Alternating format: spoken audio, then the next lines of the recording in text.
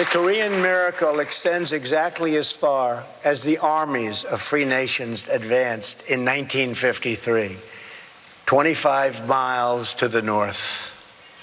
There it stops. It all comes to an end. Dead stop. The flourishing ends, and the prison state of North Korea sadly begins. Workers in North Korea labor grueling hours in unbearable conditions for almost no pay. Recently, the entire working population was ordered to work for 70 days straight, or else pay for a day of rest. Families live in homes without plumbing, and fewer than half have electricity. Parents bribe teachers in hopes of saving their sons and daughters from forced labor. More than 1 million North Koreans died of famine in the 1990s, and more continue to die of hunger today. Among children under the age of 5, nearly 30% of afflicted and are afflicted by stunted growth due to malnutrition. And yet, in 2012 and 2013, the regime spent an estimated $200 million, or almost half the money that it allocated to improve living standards for its people, to instead build even more monuments, towers, and statues to glorify its dictators. What remains of the meager harvest of the North Korean economy is distributed according to perceived loyalty to a twisted regime. Far from valuing its people as equal citizens, this cruel dictatorship measures them, scores them, and ranks them based on the most arbitrary indications of their allegiance to the state. Those who score the highest in loyalty may live in the capital city.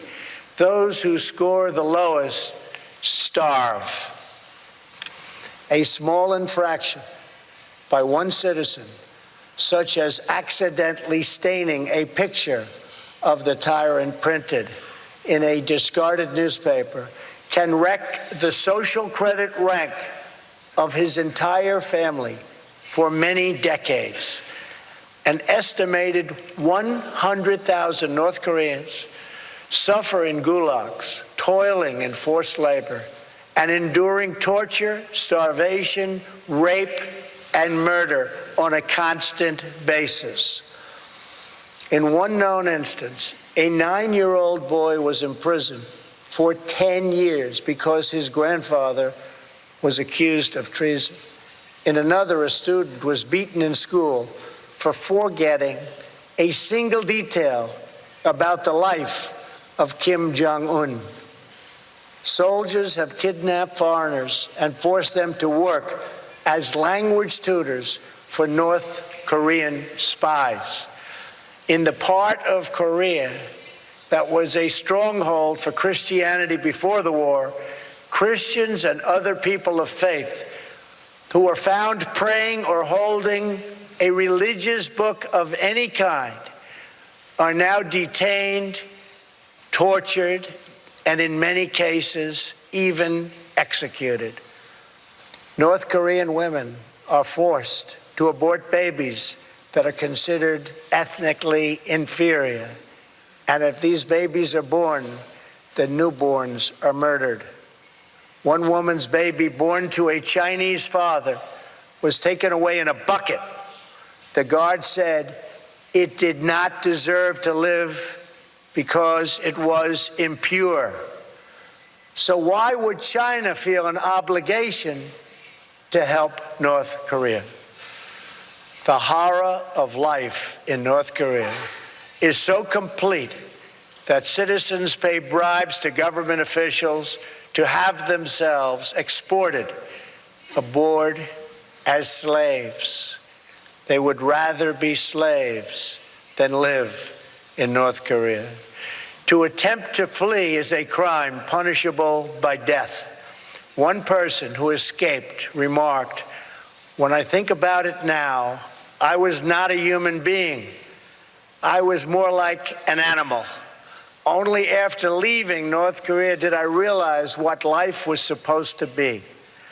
And so, on this peninsula, we have watched the results of a tragic experiment in a laboratory of history. It is a tale of one people, but two Koreas. One Korea in which the people took control of their lives and their country and chose a future of freedom and justice, of civilization and incredible achievement. And another Korea in which leaders imprisoned their people under the banner of tyranny, fascism, and oppression. The result of this experiment are in, and they are totally conclusive.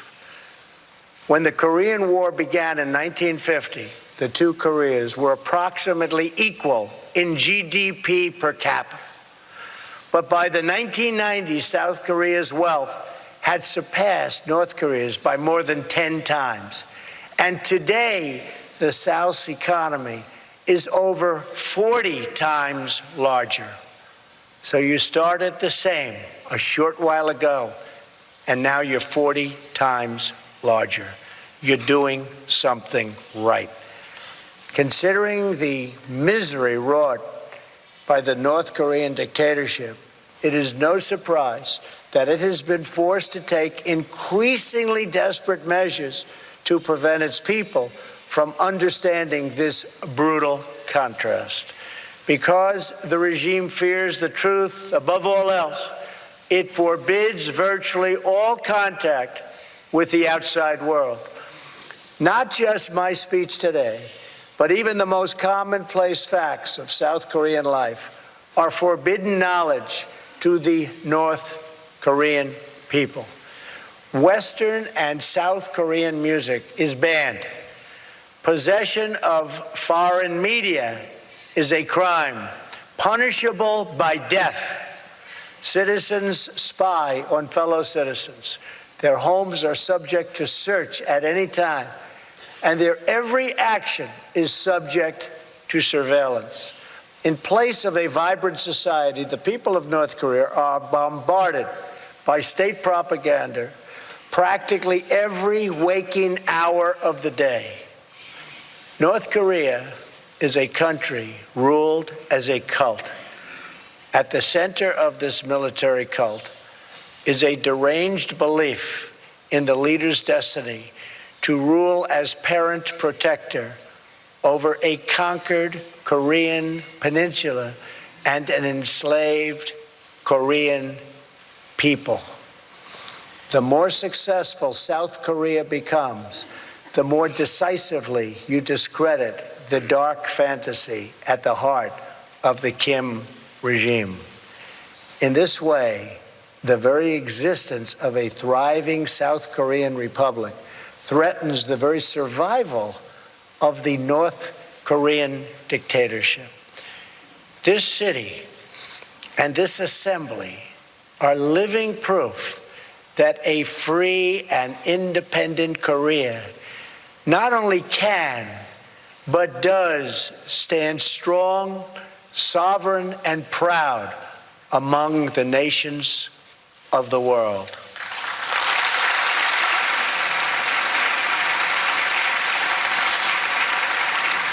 Here, the strength of the nation